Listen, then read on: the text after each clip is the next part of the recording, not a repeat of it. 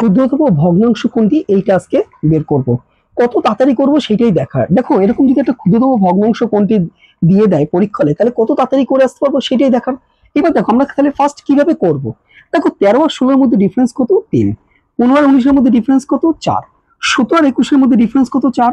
7 আর 8 এর মধ্যে ডিফারেন্স কত, 1, তাই না? তাহলে এদের পার্থক্য কত, 3, 4, 4, 1।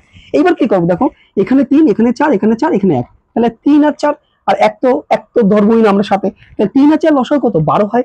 এবার দেখো 3 এর সাথে যদি আমরা 4 গুণ করি কত, 12 হবে। তাহলে 4 তেরং কত, 52 পেলাম। 3 এর সাথে আবার যদি 4, এই 4 এর সাথে যদি আবার 3 গুণ করি তাহলে কত হবে, 12 হবে। 3 পনেরো কত, 45। 4 এর সাথে যদি আমরা 3 গুণ করি 12 হবে। 3 সতেরো কত, 51। 1 এর সাথে 12 গুণ করলে কত হবে, 12 হবে। 7 12 কত, 84। এইবার দেখো এর মধ্যে সব থেকে ছোট কি, আমাদের সব থেকে ক্ষুদ্রতমটা জানতে চেয়েছে, তাই না? তাহলে এর মধ্যে সব থেকে ছোট কি, 45। 45 কোথা থেকে এসেছে, 15/19। তাহলে এই 15/19, তাহলে এই 4টে ভগ্নাংশের মধ্যে সব থেকে ছোট।